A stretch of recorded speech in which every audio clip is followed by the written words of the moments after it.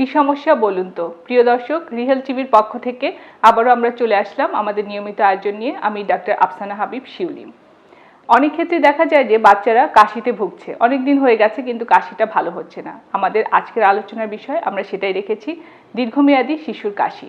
এই বিষয়ে কথা বলতে আজকে আমাদের সাথে আছেন ডক্টর সারাবন তহুরা, সহযোগী অধ্যাপক, রেসপিরেটরি মেডিসিন, ঢাকা শিশু হাসপাতাল। স্বাগত আপনাকে। কেমন আছেন? ভালো আছি আপা। যেটা বলছিলাম যে দীর্ঘমেয়াদী কাশি আসলে কোন পর্যায়ে কিংবা কতদিন থাকলে আমরা শিশুর কাশিকে দীর্ঘমেয়াদী কাশি হিসেবে আখ্যা দিব? কাশি যদি শুরু হলো এবং সেটা শেষ হচ্ছে না, ভালো হচ্ছে না, সেটা ওষুধ খেলেও কিংবা ওষুধ না খেলেও যদি 4 সপ্তাহের বেশি অধিক সময় হয়ে যায়, সেটাকে আমরা দীর্ঘমেয়াদী কাশি বলে থাকি।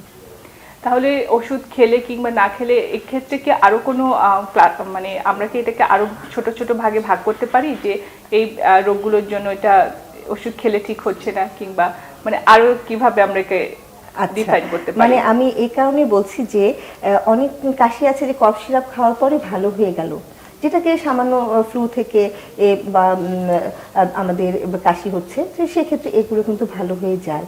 কিন্তু যেটার পিছনে স্পেসিফিক কোনো কারণ আছে, যে কাশিটাই এটা আসল অসুখ না, এটা কাশিটা হচ্ছে একটা লক্ষণ কোনো একটা অসুখের, সেক্ষেত্রে আমরা দেখা যাবে যে স্পেসিফিক ট্রিটমেন্টে না পড়লে সেক্ষেত্রে ওই শুরু হলো অ্যাকিউটলি অনসেট বা সেটা দীর্ঘমেয়াদীতে চলে যায়।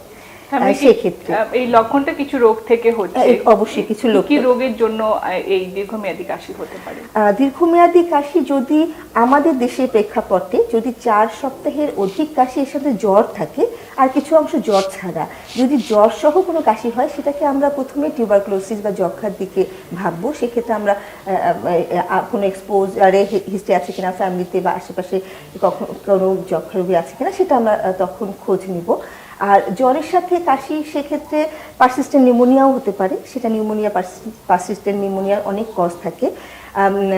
এছাড়া যেই কাশিটার সাথে জ্বর নাই কিন্তু একটা শুকনা কাশি, সবসময় থাকছে না, নির্দিষ্ট একটা ইরিটেটিং কফ হচ্ছে, যে ধুলাবাড়িতে গেলে বেশি কাশি হচ্ছে কিংবা রাতে ঘুমাতে গেলে বেশি হচ্ছে, সেটা কিন্তু যেটা আমাদের এর কোনো কিছুর এলার্জি, যেমন ডাস্ট এলার্জি, সেখান থেকে আমাদের ইরিটেটিভ কফটা হতে পারে, যেটা থেকে আমাদের ট্রিগার ফ্যাক্টরটা আমরা বুঝতে পারছি না, বারবার এক্সপোজড হচ্ছি, কিংবা আমরা জানি না যে এই বাচ্চার অ্যাজমা আছে, সেভাবে ট্রিট করা হয়নি, অ্যাজমা মেডিকেশন দেওয়া হচ্ছে না, তো সেটা তো তাহলে সেই কাশি ভালো হবে না।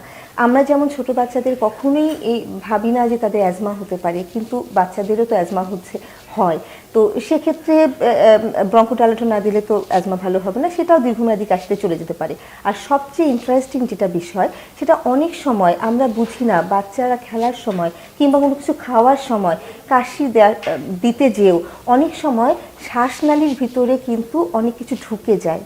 যেমন আমি খাচ্ছি, খেতে গেলে অনেক সময় বাচ্চারা হয় না যে সেটাকে ভিমরি খাওয়া বলে, অনেক সময় বলে, অনেক সময় দম আটকে যাওয়া বলে, সেটা কিন্তু একমাত্র শ্বাসনালীর ভিতরে কিছু ঢুকে গেলে এই ব্যাপারটা হয়। অনেক সময় বাচ্চারা কাশি দিয়ে সেটা বের করে দেয়, আর যারা দিতে পারে না তাদের কিন্তু ভিতরে যে আটকে থাকে।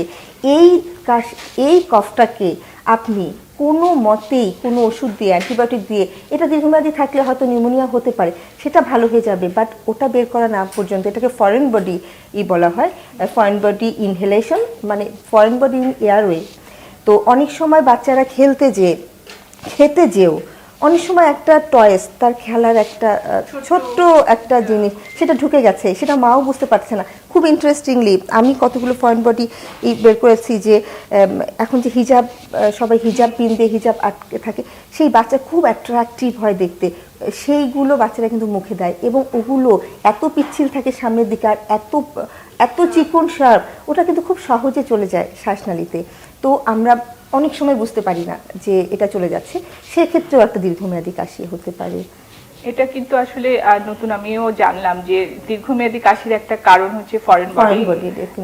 কি কি রোগী, মানে কোন ধরনের ফরেন বডি নিয়ে আপনার কাছে রোগীরা বেশি আছে? আপনি যদিও অনেকগুলো বলেছেন, আর কি কি লক্ষণ নিয়ে আসে তারা? সবচেয়ে বেশি হচ্ছে নাট হচ্ছে ওই যে বাদাম, যে কোনো প্রকার বাদাম, সেটা বাদামের ভাঙা টুকরা কিংবা পুরা বাদাম। যেমন আমরা অনেক সময় বাদাম খাওয়ার সময় আমাদের একটা প্র্যাকটিস, যে আমরা এভাবে মানে পুরাটা মুখে মানে একটু ছুঁড়ে দিয়ে খেতে পছন্দ করি, তো ওটা অনেক সময় বাচ্চাদের এর হচ্ছে যে শ্বাসনালীতে চলে যায়। অনেক বাচ্চা চানাচুর খায়, ছোট বাচ্চা ফুটে ফুটে চানাচুর খাচ্ছে, বাদামটা কিন্তু খুব সহজে চলে যায়, খুবই সহজে শ্বাসনালীতে চলে যায় এবং সাইজ ছোট থাকে। অনেক সময় কামড় দিয়ে খাচ্ছে, খেতে খেতে কাশি আসলো, তখন আমার ইপিগ্লটিসটা মানে খুলে গেল, যে শ্বাসনালী এখানে খাদ্যনালীর পাশেই যেটা থাকে সেখানে চলে গেল খাবার, এবং আমরা কিন্তু বুঝতেও পারি না। হঠাৎ করে বাচ্চা একটু কাশি হচ্ছে, বাট কিছুক্ষণ পরে যখন ট্রাকিয়াতে থাকে তখন কিন্তু ইরিটেশনটা বেশি থাকে, শ্বাসকষ্ট বা হঠাৎ করে চকিংয়ের মতো অ্যাটাক হয়। বাট ওটা যখন নিচে চলে যায়, আমাদের কারাইনা ক্রস করে একদম মানে এন্ডোব্রঙ্কিয়াল ফরেন বডি হয়ে যায়, তখন কিন্তু সেই কাশিটা, ওই অ্যাকিউট কাশিটা থাকে না, বন্ধ হয়ে যাওয়ার মতো ওই ইয়েটা থাকে না। তো তখন সবাই ভাবে যে ঠিক আছে, তাহলে সেটা আমাকে বের হয়ে গেছে, কিন্তু ওটা কিন্তু থেকেই যাচ্ছে। তাহলে এই যে হচ্ছে ফরেন বডি ইনহেলেশন, এগুলোর চিকিৎসা পদ্ধতিটা কি? আর চিকিৎসা পদ্ধতি কিন্তু একটাই, সেটা হচ্ছে ওখান থেকে বের করে ফেলতে হবে।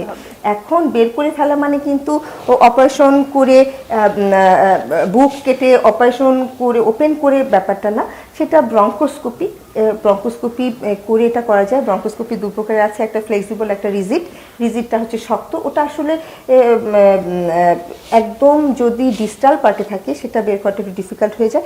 বর্তমানে ফ্লেক্সিবল ব্রঙ্কোস্কোপিটা খুব হচ্ছে পপুলার হয়েছে, যেটা বাচ্চাদের ক্ষেত্রেও ওখান থেকে এন্ডোস্কোপির মতো অ্যাকচুয়ালি, সেটা নাক বা মুখ দিয়ে ঢুকানো যায়, সেখানে ভিডিও থাকে, ওখান থেকে কোথায় গেছে ফরেন বডিটা দেখে ওখান থেকে বের করে নিয়ে আসতে হবে। এছাড়া আর এটার ম্যানেজমেন্টের কোনো উপায় নাই, কারণ যতদিন ওখানে থাকবে ততদিন এরপরে ওখান থেকে ইনফেকশন হবে। এই যেমন আমার কাছে যেই বাচ্চাগুলো অনেক পরে আসে, যেমন 1 মাস পার হয়ে গেছে, 2 মাস হয়ে গেছে, ফরেন বডি এটা বোঝা যায়নি, এর মাঝখানে এসে অনেক প্রকার ট্রিটমেন্ট করে আসছে, নিউমোনিয়া ট্রিটমেন্ট, আইসিইউতে ভর্তি থেকে করেছে, শ্বাসকষ্টের ট্রিটমেন্ট, একটু ভালো হয়। তার কারণ ওই ফরেন বডি রিলেটেড যে নিউমোনিয়াটা বা ইনফেকশন হচ্ছে সেটা ভালো হলে একটু ডিসকমফোর্টটা চলে যায়, বাট কাফটা কিন্তু থেকে যায়। এই বাচ্চাগুলোর অনেক সময় আমরা এক্সরে করেও পাচ্ছি না, কারণ যদি রেডিও অপেক মানে সব সাবস্টেন্স কিন্তু এক্সরেতে আসে না। মেটালিকগুলো দেখা যাবে, যেটা নাট, যেটা বাদাম, যেটা হচ্ছে খাদ্যবস্তু, সেটা কিন্তু আমাদের এক্সরেতে আসছে না। তো সেটাতে কিন্তু তখন বাহিরে বারবার এক্সরে করা হচ্ছে, সবাই সিভিয়ার নিউমোনিয়া ট্রিটমেন্ট করছে, আসলে কিন্তু এটা ফরেন বডি। তো এরকম কিছু কেস আমি যেটা করেছি, যে ওই ফরেন বডিটা বের করার পরে দেখা যাচ্ছে ফরেন বডি বের করার পিছনে পুঁজ হয়ে গেছে দীর্ঘমেয়াদী থাকার কারণে। ওই দীর্ঘমেয়াদী কাশিটা, দীর্ঘমেয়াদী একটা অনেক সময় ব্রঙ্কিকটেসিসও হয়ে যায় এখান থেকে, যে একদম পার্মানেন্ট কিছু ডায়াটেশন হয়ে যায়, কিছু ইনজুরি হয়ে যায়। তো এগুলো তখন আবার ট্রিট করা ডিফিকাল্ট। তখন দেখা যায় আমার কাছে কিছু এরকম আমি পেয়েছি যে মাল্টি ড্রাগ রেজিস্ট্যান্স কিছু অর্গানিজম ওখানে তৈরি হয়ে যায়, তখন স্পেসিফিক অ্যান্টিবায়োটিক দিয়ে করতে হয়। তবে ফার্স্ট অফ অল ওটা আমাকে রিমুভ করতেই হবে। আরেকটা যেটা যে বলছিলেন ব্রঙ্কিওলাইটিস কিংবা ব্রঙ্কিয়াল অ্যাজমা, এটা তো আমরা শিশুদের কোন কোন লক্ষণ দেখে, দীর্ঘমেয়াদী কাশি ছাড়াও কি আর কোনো লক্ষণ আছে যেগুলো দেখলে তার বাবা মা সচেতন হবেন যে না আমার বাচ্চাকে ডাক্তারের কাছে নিয়ে যাই? আচ্ছা, অ্যাজমার ক্ষেত্রে আমি বলি, অ্যাজমাটা তো ফ্যামিলি হিস্ট্রি থাকতে হবে। যেই বাচ্চার ফ্যামিলি হিস্ট্রি আছে অ্যাজমার, বাবা বা দাদা নানা মানে কোনো প্রথম একটা হিস্ট্রি আছে, এবং বাচ্চার বয়স অ্যাকচুয়ালি ব্রঙ্কিওলাইটিসটা শুরু হয় 2 মান্থস অনওয়ার্ডস, 6 মান্থ থেকে শুরু হয়, সেটা 1 বা 2 বছর পর্যন্ত প্রকোপটা বেশি থাকে। 6 থেকে 8 মাসের সবচেয়ে বেশি ব্রঙ্কিওলাইটিসের প্রকোপটা থাকে। ব্রঙ্কিওলাইটিস খুব সহজ, বাংলা ভাষায় আমি যদি বলতে চাই, হাসি বাসি কাশি। যে বাচ্চার কাশি হবে, বাচ্চার বাঁশির মতো একটা আওয়াজ বের হচ্ছে, কিন্তু বাচ্চার মুখে হাসি, সেটাকে আমরা বলে থাকি হচ্ছে ব্রঙ্কিওলাইটিস। এই ব্রঙ্কিওলাইটিস এক প্রকারে আপনি বলতে পারেন যে ওই অ্যাজমার ছোট ভাই, মানে ব্যাপারটি এরকম যে তারা more prone to develop asthma after certain age, কারণ তারা অ্যাটোপিক থাকে, এই ট্রিগার ফ্যাক্টর হিসেবে অনেক কিছু কাজ করে, তখন ওই পরবর্তীতে অ্যাজমা অ্যাটাক। অ্যাজমাটা যেটা যে আমাদের শ্বাসনালীতে একটা হাইপার সেন্সিটিভ হয়ে যায়, যেটার কারণে একটা কিছু ট্রিগারের এগেনস্ট ও ব্রঙ্কে স্পাজম হয়, মানে শ্বাসনালীগুলো চুপসে যায়, তখন শ্বাসকষ্ট হয়। তাহলে অ্যাজমাটা আমাদের 2 বছরের উপরে বাচ্চা যাদের ওই যে বাঁশির মতো আওয়াজ যেটা হচ্ছে, কি বাচ্চার কাশি হচ্ছে, প্রচণ্ড কাশি, সেই কাশিটা কাপ ভ্যারিয়েন্ট অ্যাজমা হলে শুধুই কাশি থাকবে, তার কখনো শ্বাসকষ্টটা হয় না। আবার কিছু কারোর শুরু হয় শুধু শ্বাসকষ্ট দিয়ে, হঠাৎ করে আমি ধুলাবালির সংস্পর্শে গেছি, হঠাৎ করে আমার মনে চেস্ট টাইটনেস হয়ে আসছে, আমি শ্বাস নিতে পারছি না, সেটা কিন্তু ফার্স্ট লক্ষণ, ফ্যামিলিতে আছে, তখনই কিন্তু ভাবতে হবে। কিন্তু বাচ্চার জ্বর নাই, অনেক সময় জ্বরও একটা ট্রিগার ফ্যাক্টর হিসেবে, যেমন ভাইরাস, অনেক ভাইরাস ট্রিগার ফ্যাক্টর হিসেবে কাজ করে, সেটা আলাদা, কিন্তু ওটাই আমাদের ফার্স্ট অ্যাটাক। কিন্তু অনেক বাচ্চা যে স্পোর্টস হচ্ছে, 100 মিটার দৌড়ে আসলো, সে হাঁপাচ্ছে, হাঁপাতে হাঁপাতে কাশি দিতে দিতে শ্বাসকষ্ট হয়ে গেল, সেটাকে তখন আমাদেরকে বুঝতে হবে। আরেকটা যেটা যে আসলে আমরা তো জানি যে অ্যাজমা একটা যদি এটা ক্রনিক ডিজিজ, একবার হলো সারা জীবনের জন্যই তার থেকে যায়, কিন্তু বাচ্চাদের ক্ষেত্রেও কি যে তার 3-4 বছর বয়সে অ্যাজমাটা প্রথম ধরা পড়লো, তাহলে কি আজীবন সেই অ্যাজমাটা বহন করবে, নাকি একটা নির্দিষ্ট সময় পর তার ভালো হয়ে যাওয়ার সম্ভাবনা থাকে? আচ্ছা, কিছু অ্যাজমা আছে এবং এক একটা এইজে অনেকের হয়, যেটা বললাম ব্রঙ্কিওলাইটিস 6 মাসে হয়ে 2 বছর, অনেক সময় বাচ্চাদের 6 বছরের মধ্যে ভালো হয়ে যায়, আবার কারো শুরু হয়ে যাচ্ছে 6 বছর ধরে, তাদের 15 বছরে হয়তো ভালো হচ্ছে, আবার কিছু সার্টেন টাইমে হয়তো সে ভালো থাকছে, আবার শেষ বয়সে 35 বছরের দিকে একটা হচ্ছে।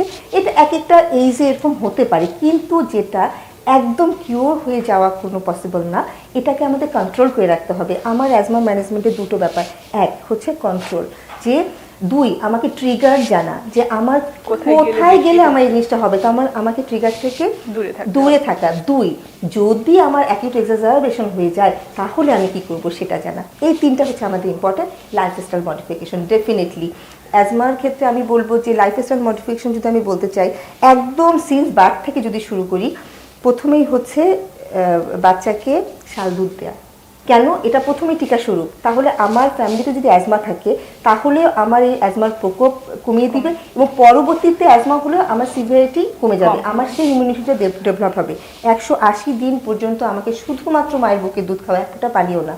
এখন 6 মাস ব্যাপারে ফ্যালাসি আছে, কেউ বলে 6 মাস চলছে, কেউ বলে কমপ্লিটেড। তো এসব চিন্তা না করে 180 ডেজ পর্যন্ত আমি শুধুমাত্র বুকে দুধ খাবো, তারপরে অ্যাপ্রোপ্রিয়েট আমি উইনিং শুরু করব। তারপরে কি আমার বাসাটাকে আমি স্মোক ফ্রি রাখবো, মানে আমি বসে বসে স্মোক করছি আর আমি ভাবছি আমার বাচ্চার অ্যাজমা হবে না, তাহলে হবে না, বাবা মাকেও এটা ভাবতে হবে। 2 নম্বর কার্পেট। আমার বাসায় ধুলাবালি কি আছে, তার মধ্যে কার্পেট হচ্ছে সবার 1 নম্বর কারণ, যেটা ডাস্ট অ্যালার্জি থেকে এটা হচ্ছে। 2 নম্বর কটন ডাস্ট যাদের থাকে, এই শীতকালটা খুব বেশি হয় যাদের, ওই যে লেপ তার কম্বলের ভিতরে ধুলাগুলো থাকে। তারপর হচ্ছে অনেক সময় পেট অ্যানিমেল থেকে আসে, সেটা হয়। আরেকটা হচ্ছে ফিউমসের মধ্যে body spray, air freshener, any kinds of হচ্ছে এয়ার ফ্রেশনার হোক আর সেটা মসকিটো রিপেলেন্ট হোক, যে কোনো এয়ারের মধ্যে আমরা যে ছড়িয়ে দিচ্ছি সেখান থেকেও কিন্তু অ্যাজমা। তারপর মশার কয়েল, এগুলো ট্রিগার ফ্যাক্টর হিসেবে। আসলে এর ক্ষেত্রে তাহলে বাবা মার ভূমিকাটা কিন্তু অনেক বেশি, যে তার বাচ্চাকে সেসব ট্রিগার ফ্যাক্টর থেকে দূরে রাখে, এবং বাবা মাকে সচেতন হতে হবে। আমরা অনুষ্ঠানে একদম শেষ পর্যায়ে চলে এসেছি। আপনার কাছে জানতে চাইবে যে যেসব বাচ্চারা দীর্ঘমেয়াদী কাশিতে ভুগছে তাদের বাবা মার করণীয় কি? আমি বাবা মাদেরকে একটা কথাই বলবো, সেটা হচ্ছে সকল কাশির ওষুধ এক না। আমাদের যেটা খুব একটা ধারণা যে কাশি হওয়া মানে কফ সিরাপ খাওয়াতে হবে, সেটা দোকানে আমরা যে বলি যে একটা কফ সিরাপ দেন, তা আমরা বাচ্চাকে খাওয়াতে থাকি, কিন্তু সকল কাশির কারণ এক না, এবং সকল কাশির কফ সিরাপ বলে এরকম কিছু না। এক একটা স্পেসিফিক ট্রিটমেন্ট আছে। আপনার বাচ্চার কাশি যদি সত্যিই ভালো না হয়, নিকটস্থ ডক্টরের কাছে যান, এবং সেই ডক্টর আপনাকে হেল্প করবে যে আসলে কোন ধরনের মেডিকেশনে যেতে হবে।